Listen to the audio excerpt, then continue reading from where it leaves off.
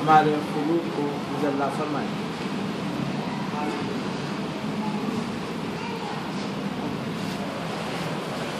قریب قریب ہو جائے۔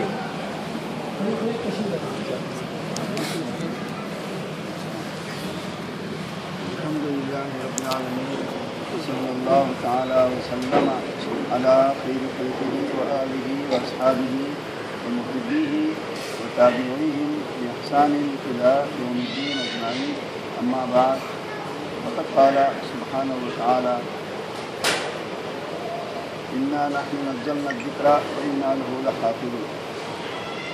بزرگان محترم، معزز حاضرین اور محترم سامعین، آج حضرت میر صاحب رحمۃ اللہ علیہ کے سالانہ فاتحہ کی محفل مجلس میں ہم حاضر ہیں۔ میر صاحب اللہ تبارک و تعالیٰ کے ان نیک بندوں میں سے ہیں کہ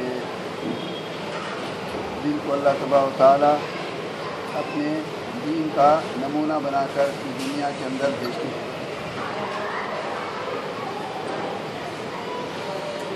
کہ فاتحہ کی مجلس عرس شریف کے محافل، اس کی عظمت بہت زیادہ ہے اور اس کا فائدہ بھی بہت ہے۔ انسان کی زندگی میں مختلف مرحلے ہیں، کھانا، اٹھنا، بیٹھنا، چلنا پھرنا اور محنت کرنا، کمانا، بال بچوں کے ساتھ رہنا، دوست احباب کے ساتھ رہنا، نوکری کرنا۔ زندگی کے ظاہر ہے کتنے مراحل ہیں۔ ان تمام مراحل میں آدمی کو شریعت پر چلنا ہے۔ کوئی سانس بھی شریعت سے ہٹ کر انسان اگر لیتا ہے تو اللہ کی نعمت کی ناقدری ہے اور وہ پوچھا جاتا ہے۔ بزرگان دین کی زندگی اسی لیے بیان کی جاتی ہے کہ زندگی کے ہر مرحلے میں وہ رہنمائی کرتے ہیں۔ اگر ہم بولنا چاہیں شریعت کی باتیں تو ظاہر ہے مہینوں لگ جائیں گے، پھر بھی شریعت کی باتیں باقی رہیں۔ کمانے سے متعلق جو حساب مسائل ہیں، نوکری کے مسائل ہیں، بیوی بچوں کے ساتھ رہنے کے مسائل، والدین کے حقوق، کتنے کیا کچھ بیان کریں گے آدمی، گھنٹوں لگ جائیں گے اور پھر بھی مسائل بیان نہیں ہو سکتے۔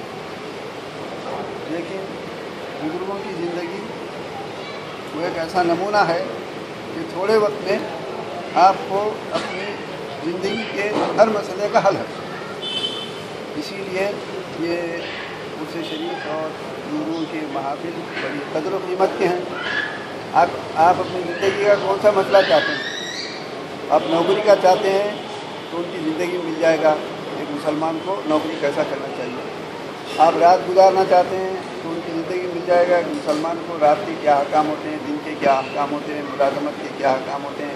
انسان کو حکومت کرنا ہے تو اس کا طریقہ کیا ہوتا ہے، تجارت کرنا، سارے مسائل ایک بزرگ کی زندگی میں بالکل مختصر تھوڑے وقت میں سب مل جاتے ہیں۔ ہمارے میر صاحب اللہ تبارک تعالیٰ کے ایسے بزرگ بندوں میں سے ہیں جن کی زندگی ہر شعبے میں نمونہ ہے۔ وہ یہاں حیدرآباد میں جب تھے تو بہت بڑے عہدے پر تھے، کسی چیز کی کمی اللہ تعالیٰ نے ان میں نہیں رکھی تھی، ہر اعتبار سے وہ یہاں خوش تھے، خوشحال تھے، کوئی کمی دنیا کی نہیں تھی۔ لیکن وہ نمونہ ہے کہ ان لوگوں کے لیے جو مالدار ہیں اور ان لوگوں کے لیے بھی جو غریب ہیں، آپ نے یہاں سے بڑے عہدے کو چھوڑ کر ہجرت فرمائی۔ تو زندگی کا ایک نمونہ ہے کہ سارا ساز و سامان اللہ کے راستے میں آدمی وقت کر دیا اور دے دیا اور پھر کیسے خوشحال زندگی گزاری۔ جب یہاں تھے تو کتنے بڑے عہدے پر تھے، کیسے مالدار تھے۔ مالداروں کے لیے نمونہ ہے کہ وہ شریعت کے مطابق کیسی زندگی گزارتے ہیں۔ میر صاحب کے سالانہ فاتحہ کے موقع پر ہماری حاضری یہ بھی سعادت اور خوش قسمتی ہے۔ اس موقع پر ایک خاص بات جو میں ذکر کرنا چاہتا ہوں वो हमारे इस वक्त हैदराबाद का सबसे अहम बड़ा मसला है। उस मसले का हल है उसमें, और बहुत बड़ा मसला है, छोटा मसला भी नहीं है, बहुत बड़ा मसला है, और एक आध आदमी का नहीं है, पूरे हैदराबाद का मसला है। मर्दों का मसला है, औरतों का मसला है, घर घर घर के पूरे घर का मसला है। आप देखते हैं कि हर वक्त हमारे घरों के अंदर ये है कि असरात हो गए, शैतान आ गया, खुल्ला हो गया, साया सपट हो गया, या किसी ने सिद्धी अमल करा दिया, या कोई हमारे कारोबार को ख़राब कर दिया, या कुछ। अरे सुबह शाम तक पूरा हैदराबाद का यही हाल है। घर का घर हैदराबाद में बस ये है कि अमलियात करा दिए लोग और हमको जो परेशान कर दिए, ये शैतान आ गया घर में। ये कोई छोटा मसला नहीं है, इतना बड़ा मसला है कि इसके लिए पूरा घर का घर परेशान है। बड़े बड़े मालदारों के घरों में है ये, और नादार लोगों के घरों के अंदर है, मर्दों से ज़्यादा औरतों के अंदर है। बच्चों के अंदर भी आजकल जो है ये आ गया कि ये शैतान आ गया और वो खुदा हो गया ये। और इसके लिए जो मसला बन गया है कि इसके इलाज के लिए आमिलों के चक्कर में पूरा हैदराबाद है। ये कोई बोलने की बात या इनकार कर नहीं सकता कोई आदमी। जहाँ देखो सब आमिलों की चक्कर। आमिल के बारे में मैं एक बात बोलता हूँ, और ये बात आप तजुर्बे की है हर आदमी के। आमिल कोई भी शैतान को तो भगाया नहीं। हैदराबाद में जितने आमिलों के पास जाते हैं ना, कोई आमिल घर में शैतान आ गया और जाते कोई भी भगाया तो नहीं। अलबत्ता ऐसा किया कि जिस घर में शैतान नहीं था वो शैतान को लाके छोड़ दिया। हाँ, ये करता अलबत्ता हुआ आमिल। पूरे हैदराबाद के आमिलों का यही हाल होगा, ये कोई शैतानों को भगाते नहीं। और देख रहे हैं हम, और लोग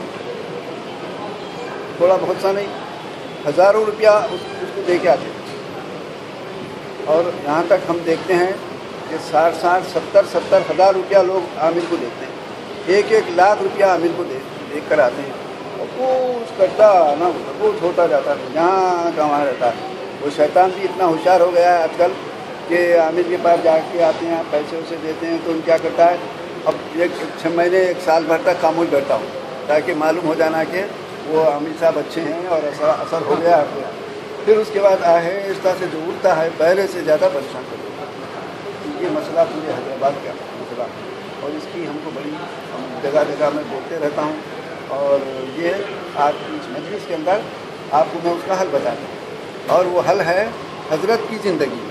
सुबह आज इसकी जिनकी मजलिस है, अब हम 1970 की बात है, 1970 हाँ 76 हाँ 1976 की बात है ये, कि 1976 में पानी के जहाज़ से हज को गए थे, और उस वक्त में इरादा ये था कि दलाइल खैरात में मदीना तैयबा में ख़त्म करूँ। दलाइल खैरात उन दिनों में मदीना तैयबा में लोगों को पढ़ने की इजाज़त नहीं देते थे। वो मुतव्वा तलाश करता और कहीं भी नज़र आए तो निकल लेता था, पकड़ लेता था। ये दलाइल खैरात का मसला था। लेकिन मेरा तो इरादा ये था कि कैसा भी यहाँ पढ़ना ही है दलाइल खैरात, और उसके लिए क्या करनी चाहिए। जहाँ जहाँ दलाइल खैरात के लिए तलाश करना था कर दिया, मैं नहीं मिली दलाइल खैरात। हज़रत उनके साहिबजादे थे हमारे हज़रत ज़ियाउद्दीन रहमतुल्लाह अलैह के, और उनका कुतुबखाना था जो फजलुर रहमान साहब, जिनका कुतुबखाना कदीम किताबें फरोख्त करते थे, उनके पास भी गया मैं। हज़रत दलाइल खैरात फराहम कीजिए, मैं पढ़ना चाहता हूँ। इत्तेफाक से लेकर नहीं गया, क्योंकि ले जाने के लिए भी किताबों की तलाश करते थे, उसको पकड़ लेते थे, गिरफ्त कर लेते थे। तो बोले भाई दलाइल खैरात नहीं मिलती। अब मैं फिक्र में था कि आज तो पढ़ के ही जाना है कैसा दलाइल खैरात। तो मैं हज़रत के पास गया। हज़रत वो उनका बाप था, वो जो था बारह संख्या रहते थे, लेकिन मस्जिद नबवी में एक जगह हज़रत की मुक़र्रर थी। मैं हज़रत के पास जाकर अर्ज़ किया, हज़रत मैं दलाइल खैरात पढ़ना चाहता हूँ, मैं दलाइल खैरात हैं, आप मेरी कोई रहनुमाई कीजिए। हज़रत क्या किए, मुझे पहले मैं और एक इतर की शीशी भी थी, हज़रत की खिदमत पेश किया मैं। तो फरमाया पहले सबसे पहले तुम फौरी इस वक्त जाओ और इतर हुजूर की खिदमत में पेश करो उसको। اور وہ بھی مشکلات آپ جانتے ہیں، اس وقت کے مشکلات کا اندازہ نہیں ہے آپ لوگوں کو، تو اب یہ ایسا کوئی کام کرنا بھی ہمت کی بات تھی۔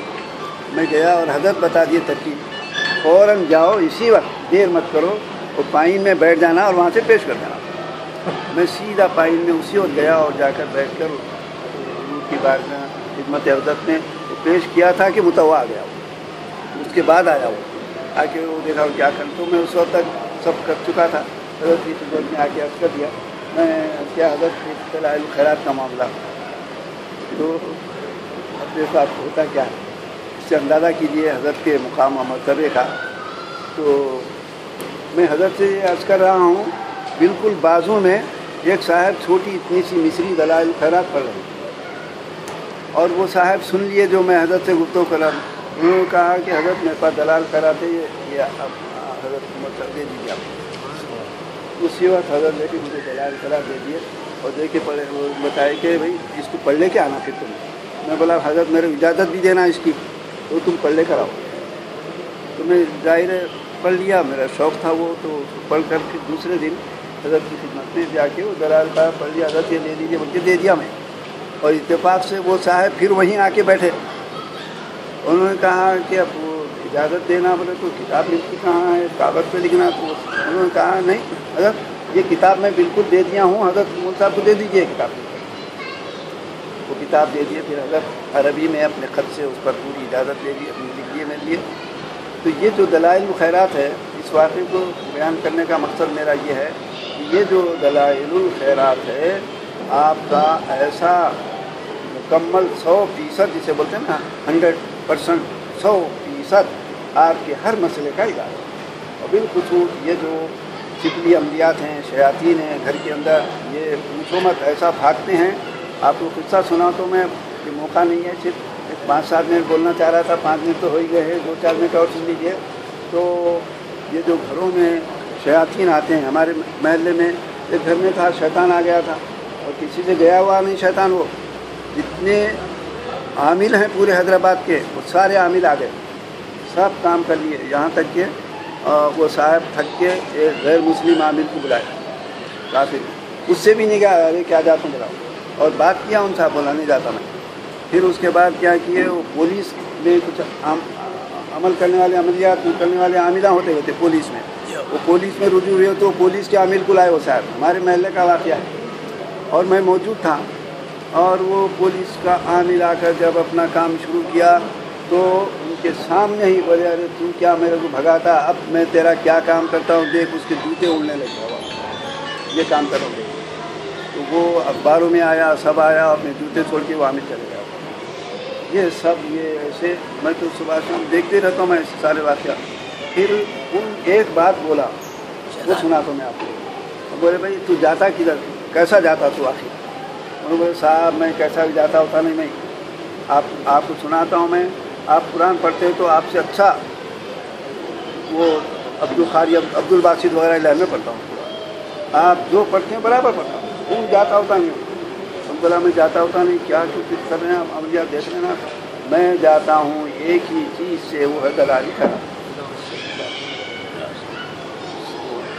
میں دیکھو فلاں گھر میں نہیں جاتا ہوں، اس بات ہے کہ وہ صاحب دلائل الخیرات کرتا ہے، اس نے کہا یہ تو یہ دلائل الخیرات میں جامعہ میں جو مجالس محافل ہوتے رہتے ہیں، ہر سال بولتا ہوں میں، یہ دلائل الخیرات آپ کا بہترین علاج ہے، اس کو پڑھے۔ یہ کیا چیز ہے صاحب؟ یہ حضور پاک صلی اللہ علیہ وسلم پر درود و سلام ہے، شروع سے اخیر تک درود و سلام، درود و سلام، درود و سلام۔ اور پھر یہ کتاب کیسی کتاب معلوم ہے آپ کو؟ اس کتاب کے جمع کرنے والے صاحب امام جزولی رحمۃ اللہ علیہ، یہ اپنے وقت کے اولیاء کبار میں سے تھے، بہت بڑے ولی، دنیا میں ان کی شہرت۔ تو وہ ایک مرتبہ سفر کرتے ہوئے ایک جنگل میں ایسا بھٹک گئے، پریشان ہو گئے، پریشان ہونے کے بعد ان کو پیاس لگی پانی کی، تو جنگل میں پیاس کے لیے مشکل تھی، پانی کی تلاش کرتے کرتے ایک کنواں نظر آیا، اس کنویں کے پاس پہنچ کر دیکھے تو پانی بہت گہرائی میں ہے، ڈول اور رسی بھی نہیں ہے نکال سکیں، اترنے کے لیے کوئی سہولت بھی نہیں ہے، پریشان تھے۔ اتفاق سے اس جنگل کے اندر ایک جھونپڑی تھی، اس جھونپڑی کے اندر لوگ رہتے تھے، جھونپڑی میں جیسے بھی رہتے، تو اتفاق سے اس جھونپڑی میں سے ایک لڑکی باہر نکلی اور دیکھی کہ مولوی کے پاس ایک کوئی صاحب مسافر معلوم ہوتے ہیں، وہ آئی کیا ضرورت ہے آپ کی؟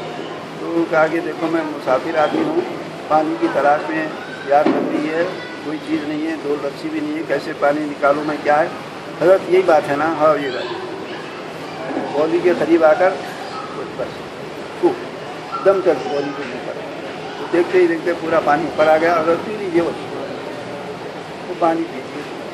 اور پینے کے بعد اب ان کو حیرت یہ تو وہ بزرگ اہل اللہ میں تو بزرگ تھے حقیقت میں، اولیاء کرام میں ان کا نام تھا، اگر اتنے بڑے بزرگ، اور یہ بچی جھونپڑی میں رہنے والی، وہ بھی کوئی بڑی خاتون نہیں، ایک بچی جھونپڑی میں رہنے والی جنگل کے اندر جہاں کوئی انسان کا نام و نشان نہیں، ویسی جھونپڑی میں رہنا، وہ حیرت پیدا ہو کر بیوی یہ بتاؤ کہ تم کیا دم کرے اس کا؟ وہ بولی میں دم نہیں، میں بتاتی ہوں۔ تو بولی کہ انہوں واسطہ دیے بزرگان دین کا اور ختم دیے کہ تم کو بتانا پڑے گا بیٹی، تو بولی جب یہ واسطہ دے رہے ہیں تو میں بتاتی ہوں۔ تو بولی میں کچھ نہیں کری، اس میں درود شریف پڑھ کر دم کر دیا۔ سبحان اللہ، سبحان اللہ۔ یہ دیکھیے درود شریف یہ ہوتا ہے، ہر مرض کا علاج ہے، ہر مرض کی دوا ہے، صلی علی محمد۔ تو یہ ہے۔ پھر وہ حضرت فرمائے کہ بیوی بچی بیٹی ہے تو بتاؤ کہ کون سا درود شریف پڑھی؟